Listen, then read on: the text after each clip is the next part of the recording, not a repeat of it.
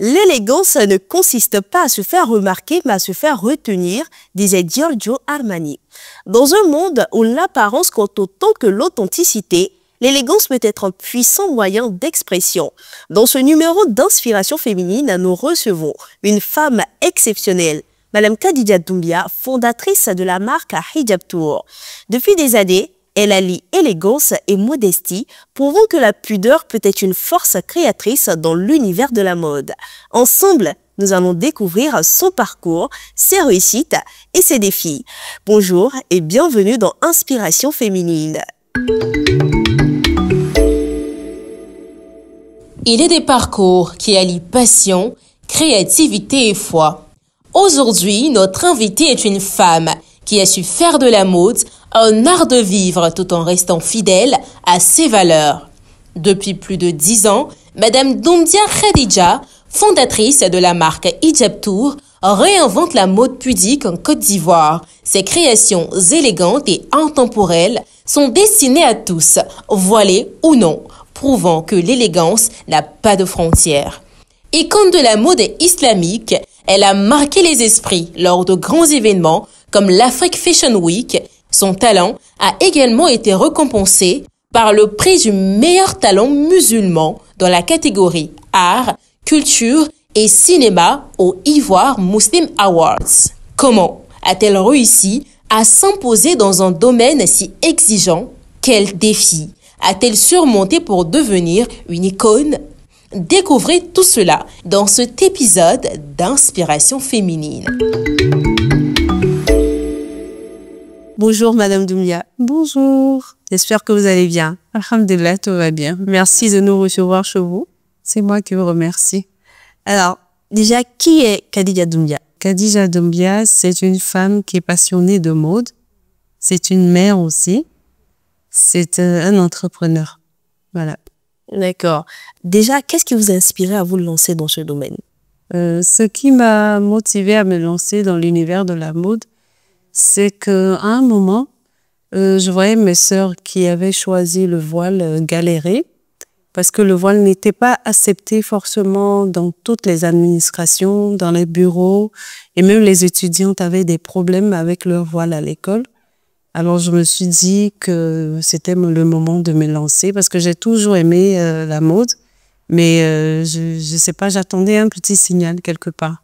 Et moi, en 2006, quand j'avais commencé à mettre le voile, toutes mes amies et mes collègues me disaient « Tu vas pas y arriver, c'est trop compliqué. » Je dis « Je vais le faire. » Et je vais tellement bien le faire que d'autres auront envie de le faire.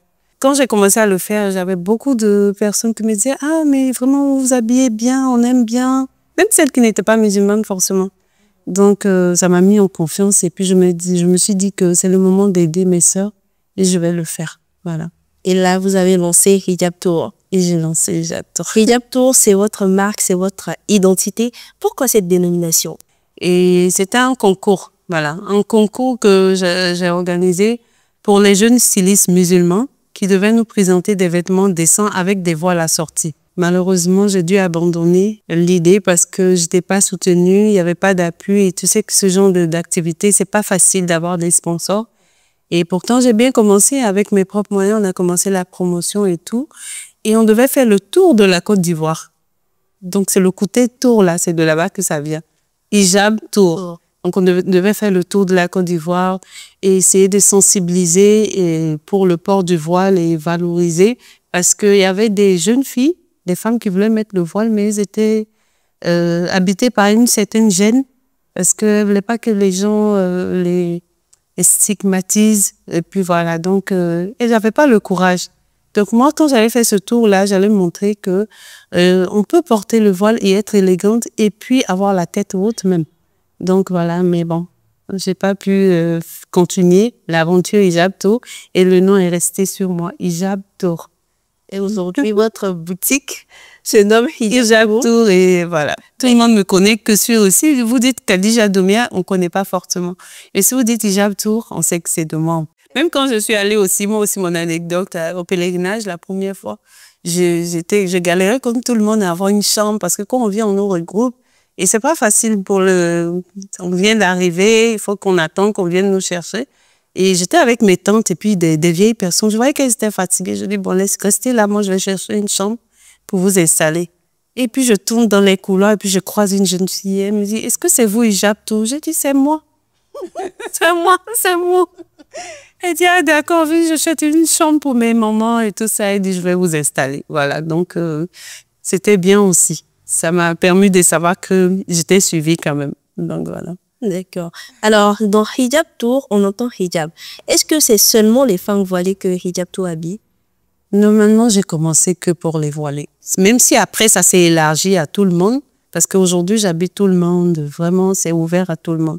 Mais mon combat, c'était les femmes voilées. Parce qu'il fallait qu'elles portent le voile avec fierté et non être gênées. Et puis voilà. Donc, ça fait que j'ai beaucoup combattu dans ce sens-là. Alors, malgré plusieurs combats, le voile est toujours stigmatisé. Est-ce que vous pensez que vos créations contribuent à changer la perception du voile? Si oui, comment? Bon, j'ai contribué à ma manière et je contribue toujours parce que au départ, quand le projet de Hijab Tour n'a pas eu lieu, je me suis dit qu'il fallait que je trouve un moyen pour m'adresser aux femmes voilées. Je ne pourrais pas laisser comme ça. Donc, je suis allée voir Madoussou Keita, qui travaille à la RTI, et je lui ai parlé de mon idée. Et elle m'a trouvé une petite lucarne dans l'émission Allahu Akbar. Et là, j'expliquais aux femmes comment nouer le voile, comment porter le voile pour qu'elle puisse être acceptée et non rejetée. Parce qu'il y a des administrations qui n'acceptaient pas. C'est parce qu'à l'époque, c'était quand même des grands voiles. C'était pas des petits voiles, voilà. Donc, je leur ai montré comment nouer le voile pour que vraiment ça soit acceptable. Parce qu'après l'étape des vidéos, après c'était RTI, Matin Bonheur. C'était toujours comment nouer le voile. Et maintenant, j'ai ouvert la boutique et je leur ai dit, venez chez moi. Moi, je vais vous apprendre comment s'habiller de manière décente et choisir des accessoires qui vont avec. Parce que c'est pas que se voiler. Hein. Il faut se voiler et que ce soit beau et élégant. Voilà, ça doit donner l'envie aux autres de faire comme nous. Vous voyez? Donc, j'ai contribué à m'amener et je continue parce que jusqu'à présent, je continue à apprendre aux femmes comment assortir les tenues, les voiles, les accessoires aussi, c'est important. Alors, c'est très intéressant tout ça. Lancer et maintenir une marque en Côte d'Ivoire ici, c'est pas chose aisée. Quels sont les défis auxquels vous avez été confrontés? Comment est-ce que vous les avez surmontés? On continue à les surmonter. Hein? C'est pas facile, on n'a pas fini avec ça, Philippe. Le premier, en tout cas, le premier défi, il est financier. On n'a pas d'accompagnement, alors que pour installer un atelier, il faut de l'équipement, des machines à coudre et puis un bon personnel qualifié pour vous faire de belles tenues avec de bonnes finitions. Et tout ça, ça a un coût. Et la communication, et donc, franchement, les banques ne nous accompagnent pas. Ou alors même quand vous voulez prendre un prêt, les taux sont élevés quand même. Donc, du coup, c'est un peu ça. C'est la première difficulté. La deuxième, c'est la concurrence. Parce que on a aujourd'hui des gens qui font venir des vêtements de Chine, de Turquie, au détriment des vêtements qu'on fait ici, au local ici. Donc, c'est des prix, on va dire, concurrentiels, vraiment. Parce que très souvent, mais il y a des comparaisons. Ah, mais moi, j'ai vu sur l'autre dame là, c'est à tel prix. Et puis chez toi, je leur réponds toujours que c'est pas la même chose. Moi, j'ai pris mon temps. Je suis allée toucher la qualité du tissu. J'ai cherché ce qui est adapté à notre climat, à notre peau. Et vraiment, on tient compte de tout ça là pour pouvoir confectionner vos vêtements. Et si vous comparez avec ceux qui viennent de Chine et tout ça, c'est pas intéressant. Donc, on peut pas avoir les mêmes prix. Voilà, donc c'est un peu ça. Donc, il y a déjà cette concurrence-là. Et ils viennent, les prix sont très bas de leur côté et toutes nos clientes sont devenues des commerçantes. Qui va acheter chez qui maintenant? C'est la vraie question. C'est la vraie question. Mais on fait avec vraiment parce que c'est la passion de la chose. Donc, on est dedans. Est-ce que si l'opportunité vous était donnée, est-ce que vous avez un appel à lancer? Que les entreprises nous accompagnent souvent sur nos activités. C'est vrai que c'est islamique, c'est religieux, mais c'est utile quand même pour la société. Voilà, donc s'ils peuvent nous aider, c'est bon aussi parce que très souvent on dépose nos papiers, nos business plans, mais on ne nous rappelle jamais. D'accord. C'est très important et nous, on prie pour qu'Allah facilite pour vous, que vous ayez ces appuis-là. Ça fait plusieurs années que vous êtes dans le domaine et vous avez été récompensé de vos efforts. Récemment, vous avez remporté un prix au Ivoire Muslim Awards. Pouvez-vous nous parler de ce prix-là? D'accord. Déjà, ce prix représente pour moi une fierté et la reconnaissance de ma communauté. Et vraiment, je suis très contente, très honorée d'avoir reçu ce prix-là, parce que ça prouve qu'on est regardé et on sait maintenant que tout ce qu'on fait ne passe pas inaperçu. Alors, en plus d'être entrepreneur, vous êtes mère, et ce sont deux rôles qui sont très importants dans la vie d'une personne. Comment est-ce que vous arrivez à concilier ces deux? Alors, c'est beaucoup de sacrifices. Beaucoup, de la part des enfants, de la part de moi-même qui suis leur mère, parce qu'il faut dire que je lève mes garçons seuls, j'ai 3 garçons. Et parfois, il faut beaucoup de dialogue avec eux. Et Dieu merci, alhamdoulilah, j'ai des garçons qui sont très compréhensifs. Donc souvent, on est obligé de les laisser avec le personnel de maison pour voyager. Et comme c'est des garçons quand même assez compréhensifs, bon, je le paye autrement, en tout cas. Quand je viens, c'est des dîners. Voilà, j'essaie de les baratiner et tout ça. Mais vraiment, c'est des garçons compréhensifs. Et Dieu m'a fait grâce, en tout cas. Mais c'est beaucoup de sacrifices quand même. Parce que si un enfant ne voit pas sa mère pendant 2 semaines, 3 semaines, c'est pas facile. Mais qu'est-ce qu'on fait? Et puis, c'est des nuits blanches aussi. Hein. C'est la nuit, pendant que tout le monde dort, c'est en ce moment que toi, tu as réfléchi à vraiment comment voilà, le personnel qui nous abandonne souvent en pleine fête. Souvent, on se retrouve comme ça, c'est les fêtes, et puis lui, il décide qu'il doit partir. Donc, comment combler ce vide-là et tout ça, c'est compliqué. Mais voilà, on a déjà commencé, on s'accroche. Alhamdoulilah, Dieu m'a donné des garçons compréhensifs. Et aujourd'hui, quelle est votre plus grande fierté? Alors, ma plus grande fierté, c'est d'avoir contribué à redorer voilà, l'image du port du voile en Côte d'Ivoire et dans la sous-région aussi. Et c'est de vous voir. Je te vois très élégante aujourd'hui, je suis contente. Merci. Je vois toutes ces femmes qui choisissent de venir porter le voile. Elles ne sont pas gênées, tu les vois, elles ont la tête haute et puis elles sont fières. Elles appellent ça même une couronne. Donc, du coup, franchement, c'est ma plus grande fierté, honnêtement. Alors, la toute dernière question.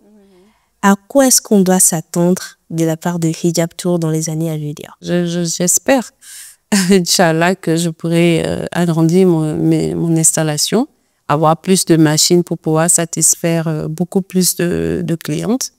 Voilà.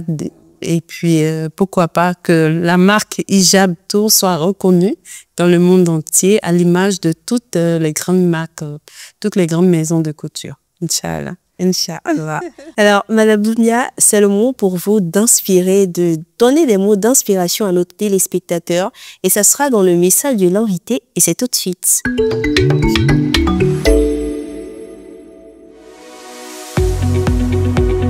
Vous cherchez à allier élégance et simplicité?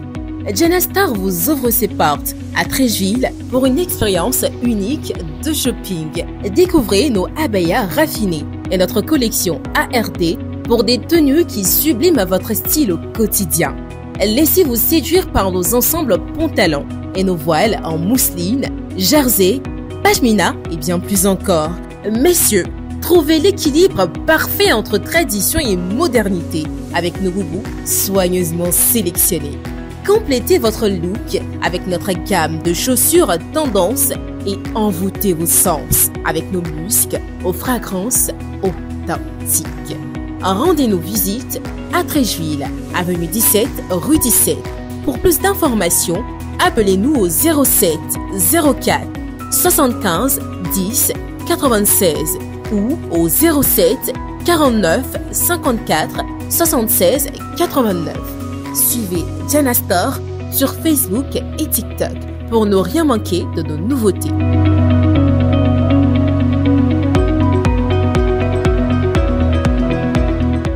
Alors, ce que j'aimerais dire à toutes les personnes qui veulent entreprendre, devenir entrepreneur et se lancer dans les affaires, j'aimerais que, en premier lieu, vous mettez Allah au centre de tout ce que vous faites. Beaucoup de résilience, ayez une stratégie, voilà, pour pouvoir atteindre vos objectifs. C'est important. Alors, on ne se lance pas dans les affaires comme ça. Il faut avoir une stratégie et puis aussi avoir la passion de la chose. Voilà, on ne fait pas une activité parce que d'autres voulaient faire. Il faut avoir l'amour de son activité. Et vraiment, je prie Allah subhanahu wa ta'ala que Dieu vous inspire à faire le bon choix pour pouvoir impacter toute notre société. Il y a quelqu'un qui disait un jour qu'au bout de l'effort, il y a toujours le réconfort. Travaillons, travaillons et travaillons et prions. À la fin, nous aurons toujours gain de cause. Nous sommes à la fin de l'émission Inspiration féminine et nous étions avec Madame Khadija Doulia. Merci d'avoir accepté notre invitation. C'est moi qui vous remercie. Je vous attendais depuis longtemps. Je suis beaucoup cette émission-là et je trouve que c'est inspirant et vous êtes merveilleuse. Merci et vous aussi, vous êtes magnifique, très élégante comme d'habitude. Merci à vous, chers téléspectateurs, d'avoir suivi cette émission. Merci à l'équipe technique qui facilite la réalisation. On se donne rendez-vous la semaine prochaine avec plus d'histoires inspirantes. Prenez soin de vous et au revoir.